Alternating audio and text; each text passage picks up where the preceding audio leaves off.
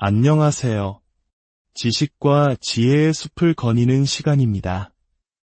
오늘 여러분의 하루가 마음의 평안과 하나님의 은총으로 가득하시기를 먼저 기도합니다. 잠시 시간을 내어 저희의 이야기에 좋아요를 눌러주시고 구독을 통해 저희와 동행해 주신다면 이 지혜의 빛을 더 많은 분들과 나누는 귀한 동참이 될 것입니다. 여러분의 그 작은 손길 하나하나에 하나님의 축복이 함께하기를 소망합니다. 자, 그럼 오늘 우리의 여정을 시작하겠습니다. 오늘 우리는 사도 바울이 로마 교회에 보낸 편지 로마서의 첫 장 마지막 부분을 깊이 들여다보고자 합니다. 로마서 1장 18절에서 마지막 절까지의 말씀입니다. 사도 바울은 자신이 복음을 부끄러워하지 않으며 이 복음을 전파할 준비가 되어 있다고 담대하게 선포합니다. 그 이유는 단순히 복음 자체가 지닌 고유한 가치와 능력 때문만은 아니었습니다. 바울이 복음을 전해야만 했던 또 다른 절박한 이유는 바로 불경건과 불의로 진리를 억누르는 모든 사람들에게 하나님의 진노가 하늘로부터 나타나고 있기 때문이었습니다. 하나님의 진노. 어쩌면 오늘날 우리에게는 조금 낯설고 불편하게 들릴 수 있는 단어입니다. 하지만 바울은 이 진노가 두 가지 분명한 이유 때문에 나타난다고 말합니다. 첫째는 죄의 본질, 즉 인간의 불경건함과 불의함 그 자체 때문이며, 둘째는 인간이 하나님께서 보여주신 진리를 의도적으로 외면하고 억눌렀기 때문입니다. 하나님께서는 자신에 대한 진리를 이미 세상에 드러내셨습니다. 물론 그것이 하나님의 모든 것을 보여주는 완전한 계시는 아닐지라도 인간이 그 어떤 핑계도 댈 수 없을 만큼은 충분했습니다. 하나님은 창조 세계를 통해, 섭리를 통해, 그리고 인류의 역사를 통해 당신의 존재와 능력을 분명히 보여주셨습니다. 밤하늘의 별들과 거대한 산맥, 그리고 우리 몸의 신비로운 구조 하나하나가 보이지 않는 하나님의 영원하신 능력과 신성을 증언하고 있습니다. 하지만 이토록 명백한 증거 앞에서도 죄에 빠진 인간은 그 진리를 억누르고 저항하고 억압했습니다. 왜 그랬을까요? 왜 인간은 창조주를 향한 명백한 증거들을 외면하기로 선택했을까요? 바울은 그 이유를 세 가지로 설명합니다. 첫째는 인간의 교만입니다. 22절은 이렇게 말합니다. 스스로 지혜 있다 하나 어리석게 되어. 인간은 스스로 철학자가 되기를 갈망하며 자신의 이성과 지식으로 모든 것을 판단하려 합니다. 스스로 지혜롭다고 여기는 그 교만이 역설적으로 인간을 가장 어리석은 존재로 만들어버린 것입니다. 둘째는 사악함, 즉 불의함입니다. 인간은 악과 죄를 즐기는 본성을 가지고 있습니다. 진리보다는 자신의 욕망을 따르는 것을 더 기뻐하기에 진리를 거부하는 것입니다. 셋째는 영적 감각의 상실입니다. 21절 후반부는 그 생각이 허망하여지며 미련한 마음이 어두워졌나니 라고 기록합니다. 하나님을 떠난 인간의 마음은 어둠에 잠식되어 영적인 분별력을 완전히 잃어버리고 말았습니다. 이것이 바로 인류가 처한 비극적인 현실입니다. 교만과 사악함, 그리고 영적 어두움 때문에 진리를 억누르는 것. 그렇다면 인간은 구체적으로 어떤 방식으로 이 진리를 억누르고 외면하는 것일까요? 사도 바울은 이에 대해서도 아주 구체적으로 설명합니다. 먼저 하나님을 향한 태도에서 그 모습이 드러납니다. 21절을 보십시오. 하나님을 알되 하나님을 영화롭게도 아니하며 감사하지도 아니하고. 이것이 첫 번째 방식입니다. 창조 세계를 통해 하나님의 영원한 능력과 신성을 분명히 알 수 있었음에도 불구하고 인류는 하나님을 하나님으로 인정하고 찬양하지 않았습니다. 삶과 생각의 중심에 마땅히 있어야 할 그분의 자리를 내어드리지 않았습니다. 죄에 빠진 인간은 하나님의 영광을 위해 사는 삶을 거부한 것입니다. 온 우주 만물이 창조주의 영광을 노래하고 있지만 정작 하나님의 형상대로 지음받은 창조의 걸작, 인간만이 침묵하고 있습니다. 시편 104편은 이 주제를 놀랍도록 아름답게 노래합니다. 시편 기자는 모든 피조물이 각자의 본성에 순종하며 하나님의 영광을 드러내는데 유독 인간만이 그렇지 않다고 탄식합니다. 그래서 그는 결국 이렇게 외칩니다. 죄인들을 땅에서 소멸하시며 악인들을 다시 잊지 못하게 하실지로다. 하나님의 영광을 그 누구보다 더 드러내야 할 존재가 오히려 그 사명에 실패한 유일한 존재가 되어버린 것입니다. 뿐만 아니라 인간은 감사하지도 않았습니다.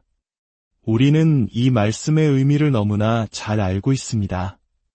우리 역시 얼마나 많이 이 죄에 빠져 살았는지 모릅니다.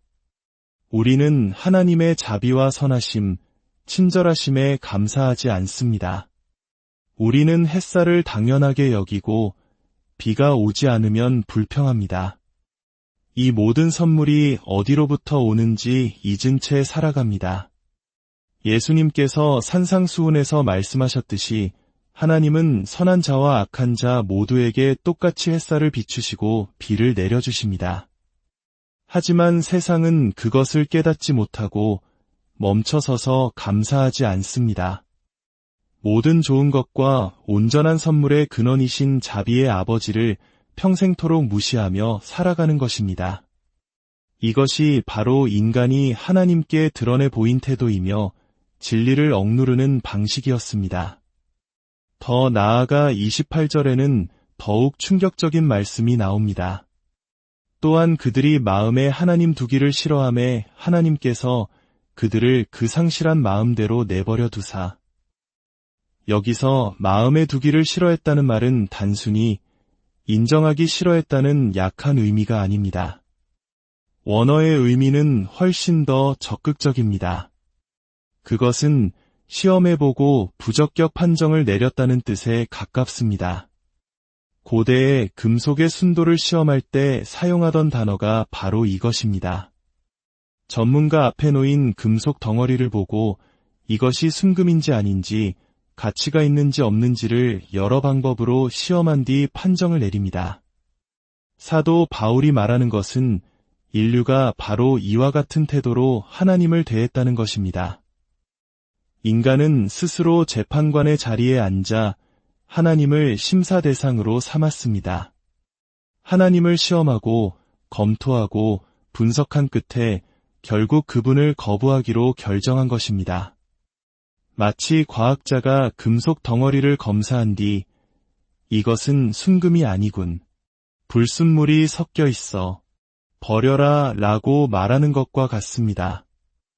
이것이 죄에 빠진 인류가 하나님을 향해 취한 태도입니다. 1900여 년 전에 기록된 이 말씀이 오늘날 우리의 모습을 얼마나 정확하게 묘사하고 있는지 모릅니다. 사람들은 종교에 대해 토론하고 하나님에 대해 이야기하는 것을 흥미로워합니다. 하나님이 과연 공평하신가? 나라면 하나님을 이렇게 이해하겠다라며 하나님을 자신의 이성으로 판단하고 거부합니다. 마음에 하나님 두기를 싫어한 것입니다. 얼마나 끔찍하고 비참한 상태입니까? 네 번째 방식은 32절에 나옵니다. 그들이 이 같은 일을 행하는 자는 사형에 해당한다고 하나님께서 정하심을 알고도 자기들만 행할 뿐 아니라 또한 그런 일을 행하는 자들을 옳다 하느니라. 이것은 그들이 하나님의 심판에 대한 지식을 의도적으로 무시한다는 뜻입니다. 모든 인간의 마음속에는 옳고 그름을 분별하는 양심이 있습니다. 어떤 행동을 하면 벌을 받게 될 것이고 벌을 받아 마땅하다는 느낌이 있습니다. 그러나 인류는 그것을 알면서도 죄를 저지를 뿐만 아니라 오히려 그 죄를 기뻐하고 즐깁니다. 사람들은 죄를 짓고 그것에 대해 이야기하고 농담하며 심지어 자랑하기까지 합니다. 우리는 기차 안에서나 식당에서 지성인이라는 사람들이 자신의 음주나 문란한 생활에 대해 자랑스럽게 떠드는 것을 듣게 됩니다. 스스로를 짐승처럼 만들 뿐만 아니라 그 이야기를 다른 사람에게 들려주며 즐거워하는 것입니다. 이것이 바로 하나님을 외면한 인간의 모습입니다. 이것이 이론적인 태도였다면 실제적인 행동은 어떠했을까요? 인간은 하나님에 대한 지식을 옆으로 밀쳐놓는 데서 그치지 않았습니다.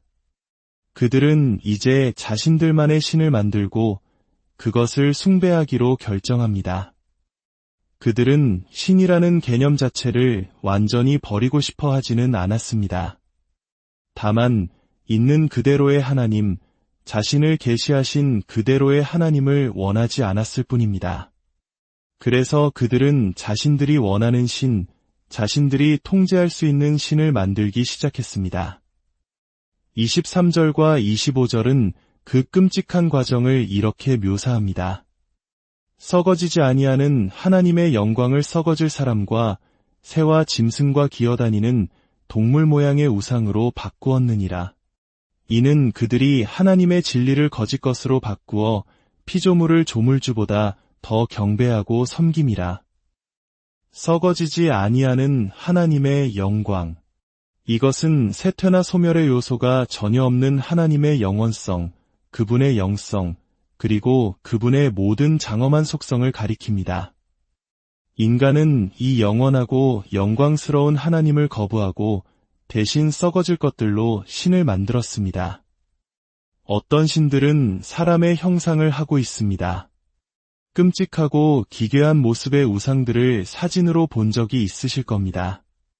어떤 신들은 새의 모양을 하고 있고 또 어떤 것들은 소나 양 같은 네 발 달린 짐승의 모습을 하고 있습니다. 심지어 뱀이나 도마뱀 같은 기어다니는 것들의 형상으로 신을 만들기도 했습니다. 이는 단순히 고대의 나무나 돌로 만든 우상에만 국한되지 않습니다. 현대사회에서 우리는 돈, 권력, 명예, 심지어는 특정 인물이나 이념을 하나님보다 더 높은 자리에 놓고 숭배하곤 합니다. 우리 한국 사회가 겪었던 급격한 경제 성장 속에서 물질 만능주의가 팽배했던 시절을 떠올려 보십시오. 혹은 특정 지도자에게 열광하며 그를 거에 신격화했던 역사적 사례들도 있지 않습니까? 이 모든 것이 바로 창조주 대신 피조물을 섬기는 행위의 현대적 모습이라 할 수 있습니다. 사도 바울은 이 모든 행위를 하나님의 진리를 거짓 것으로 바꾼 것이라고 말합니다. 그리스 로마 신화를 비롯한 세상의 모든 신화와 미신, 우상 숭배는 본질적으로 거짓입니다. 그것은 영원하고 영광스러운 하나님을 인간이 이해하고 다룰 수 있는 수준으로 격화시키려는 시도에 불과합니다. 어떤 형상이나 그림도 하나님을 온전히 나타낼 수 없습니다. 그것은 언제나 하나님의 영광을 훼손하는 행위입니다. 십계명이 우상을 만들지 말라고 경고하는 이유가 바로 여기에 있습니다. 이 끔찍한 인간의 반역을 묘사하던 사도 바울은 25절 말미에서 갑자기 이렇게 외칩니다. 주는 곧 영원히 찬송할 이시로다 아멘. 왜 이 대목에서 갑자기 아멘이라는 찬양이 터져 나왔을까요? 그 이유는 간단합니다. 바울은 인간이 만들어낸 온갖 거짓 우상들과 대조되는 진짜 하나님이 어떤 분이신지를 생각했던 것입니다. 그리고 그 장엄함과 거룩함 앞에 잠시 말을 멈추고 경배와 찬양을 드리지 않을 수 없었던 것입니다. 하나님의 이름은 그 자체로 경외의 대상이 되어야 합니다. 우리는 그분의 초월성과 위엄, 무한한 영광을 생각할 때마다 스스로를 낮춰야 합니다. 결국 이 모든 일의 결과는 무엇이었을까요?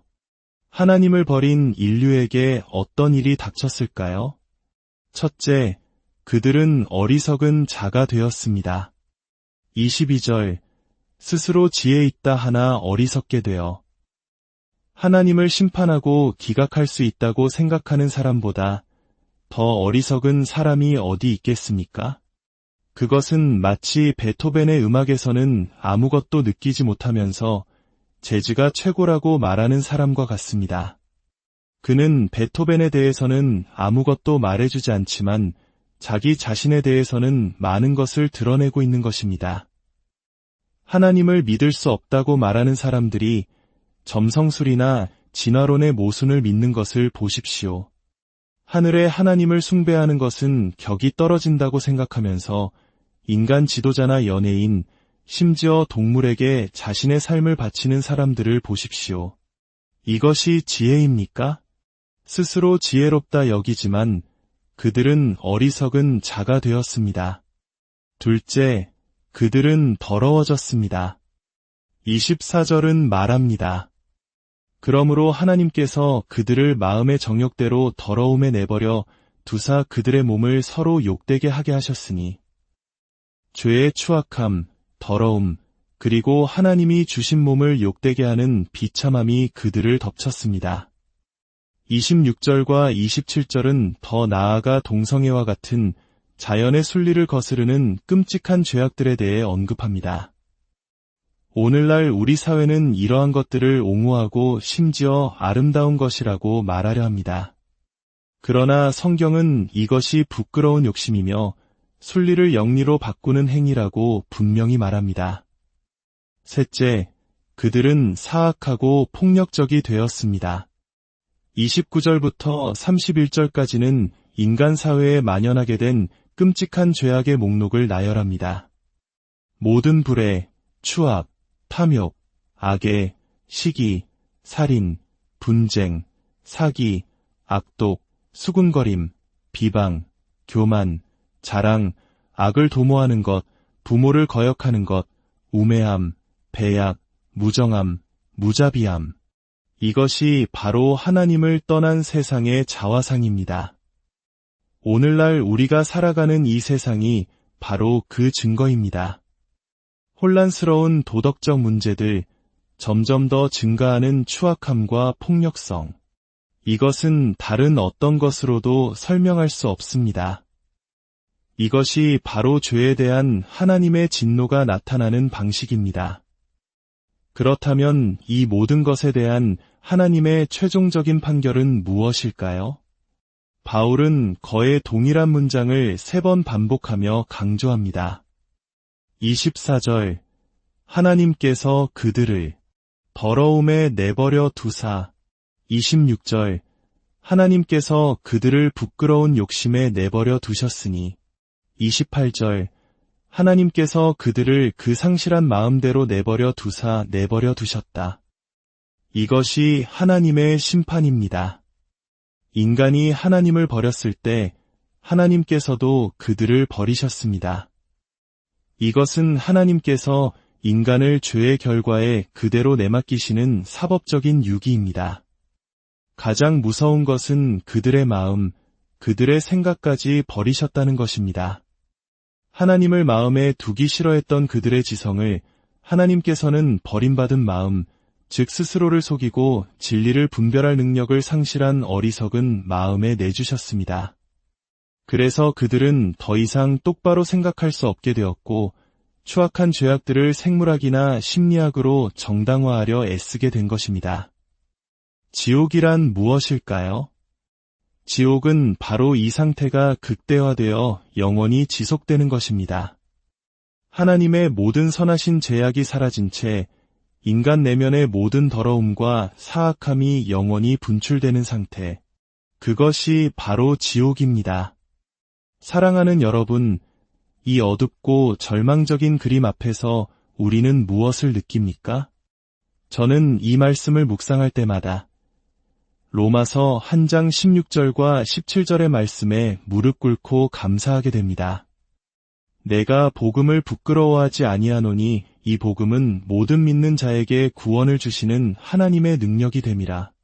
복음에는 하나님의 의가 나타나서 믿음으로 믿음에 이르게 하나니 기록된 바 오직 의인은 믿음으로 말미암아 살리라 함과 같으니라. 이 복음이 아니었다면 우리 중 그 누가 이 끔찍한 상태와 영원한 지옥에서 구원받을 수 있었겠습니까?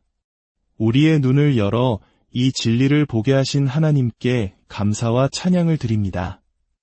그러나 이 필연적인 질문 앞에 우리는 멈춰섭니다. 아직도 이 어둠 속에 있는 사람들은 어떻게 합니까? 그리스도 밖에 있는 모든 인류가 이 비참한 상태에 놓여 있습니다. 우리가 이 진리를 정말로 믿는다면 우리는 그들을 향한 깊은 연민과 무거운 책임감을 느껴야 합니다. 그들을 구원할 수 있는 것은 인간의 지혜나 설득이 아닙니다. 오직 성령의 책망하시는 능력, 그리고 구원을 주시는 하나님의 능력인 복음뿐입니다. 우리는 이 땅과 우리 사회를 위해 기도해야 합니다. 잠든 영혼들의 눈을 열어달라고, 다시 한번 부흥의 역사를 허락해달라고 간절히 구해야 합니다. 가장 더러운 자를 깨끗하게 하시는 예수 그리스도의 보혈의 능력, 그분의 완전한 의를 더시펴주시는 구원의 은혜를 전해야 합니다. 부디 오늘 이 말씀이 우리의 마음과 생각에 깊이 새겨지기를 바랍니다. 그래서 안일한 신앙생활에서 벗어나 잃어버린 영혼들을 향한 부담감을 가지고 긍휼을 베풀어 주시기를 하나님께 간구하는 우리 모두가 되기를 소망합니다.